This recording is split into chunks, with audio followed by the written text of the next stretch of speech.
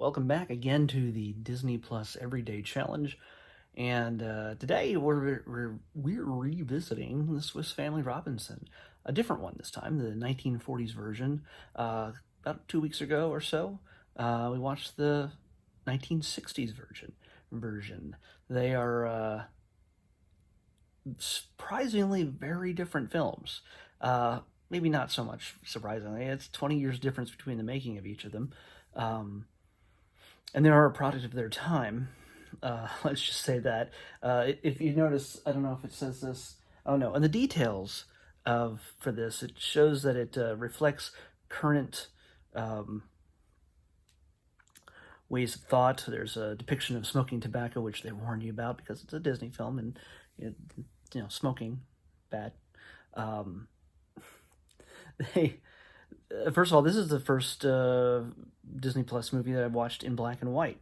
It's part of RKO Pictures series back before it was a fully Disney-ish thing, sort of like Bambi was. Bambi was also an RKO Pictures, Radio Pictures thing. Still making that transition from the time when radio dominated people's choice for entertainment and started moving into film.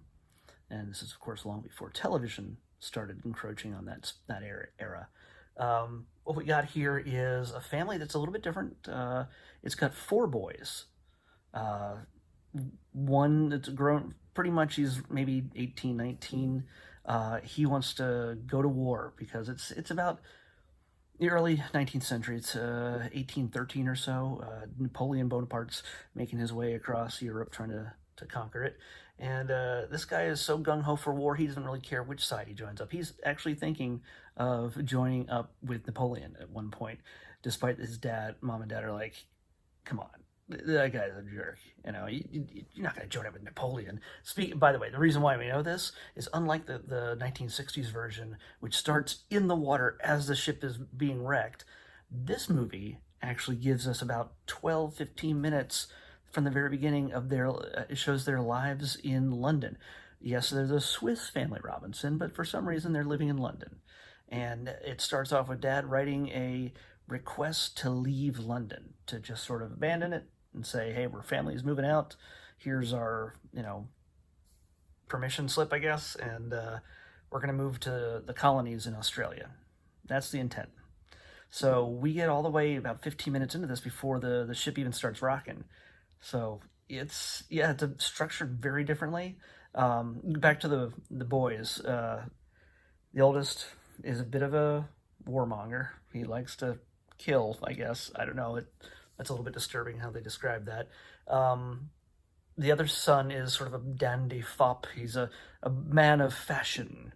And his whole intent is to marry a woman who's a little bit older than him, I guess. He's going to fake his age or whatever. Or maybe she's really young. I don't know. Either way, she's got loads of money, and he pretty much plans on just being a socialite who just sits around and talks about fashion all day. So, yeah. Then there's his parents are very worried about that one, even though they do like the idea of him being a rich socialite. The third son he's maybe about 12 or something like that, and I could have swore the way they do his makeup, it's such heavy eyeliner, and I mean, all of them obviously have makeup because they're actors, but the way they did his makeup and his hair, I could have sworn it was played by a girl. Sorry, Terry, which is his name, but it's actually a guy. He's been in a number of other productions, all the way up to Get Smart even, throughout his life, his career. But in this, he looks very pretty. I'm gonna say that straight out. I could have swore they were like gonna reveal later, oh no, it's our daughter, at some point, but it wasn't. Then they have a fourth son who's basically a toddler. Honestly, prelingual, doesn't even speak. They have somebody else at some moments where the baby has to say something to warn them of something. I'm sure it's just an adult or one of the other boys looping an ADR, just going, meh, like trying to give us the semblance of a baby talk. Because this baby is actually it can walk, that's about it. Not really talk that well. Anyway, that's the boys. Mom and Dad. Dad is gung-ho about his sons being complete disappointments on every level, except for the baby, who hasn't really done much except for not talk yet. Um, Dad's pretty much wanting them to be men, and they're pretty much disappointments. And he tells him, "Don't you believe in that Napoleon guy? That guy over there is a real man." And he points to the picture of the Last Supper. So there's a very strong religious angle to this. There was in the 1960s version also, because they all knelt down to pray the moment they reached safe land after the ship crashed. But yeah, so he's a very religious man, and Mom, she's pretty much hoping to have a New Year's Eve party. She's got all these plans. Well, they gotta cancel all the plans because Dad says we're moving to Australia. She's very disappointed.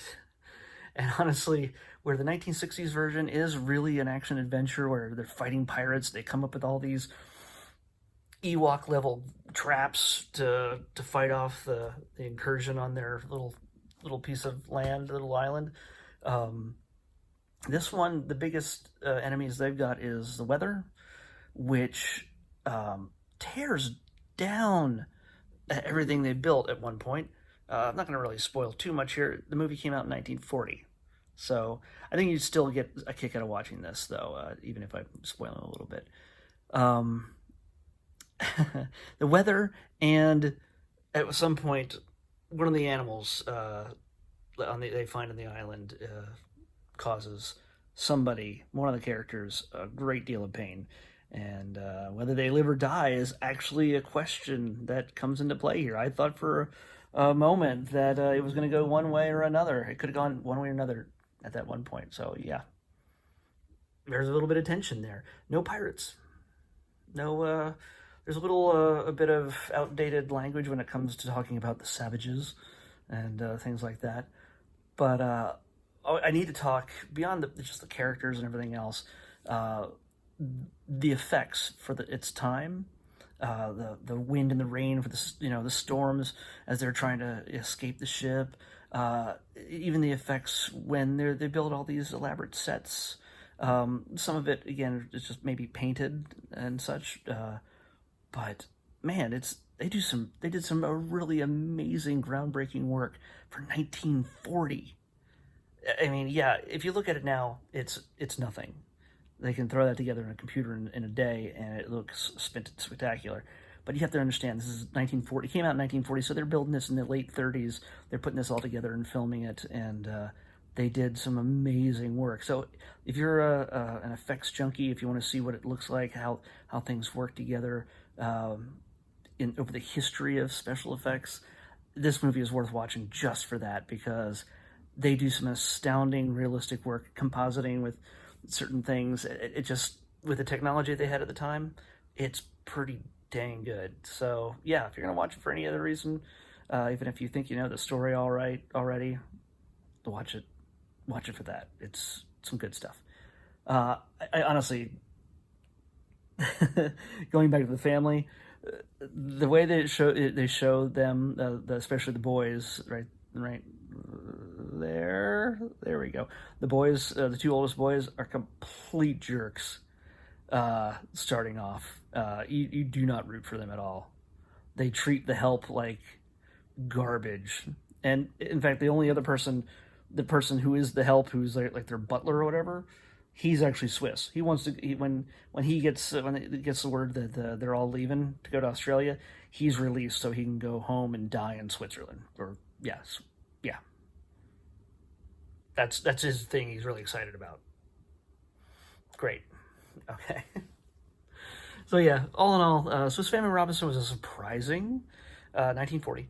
Swiss Family Robinson was a surprisingly good. It's not a great film, but it's interesting. It's something. It's a product of its time, and how it's put together is kind of unique, and it's worth. I think it's worth checking out if you haven't seen it yet.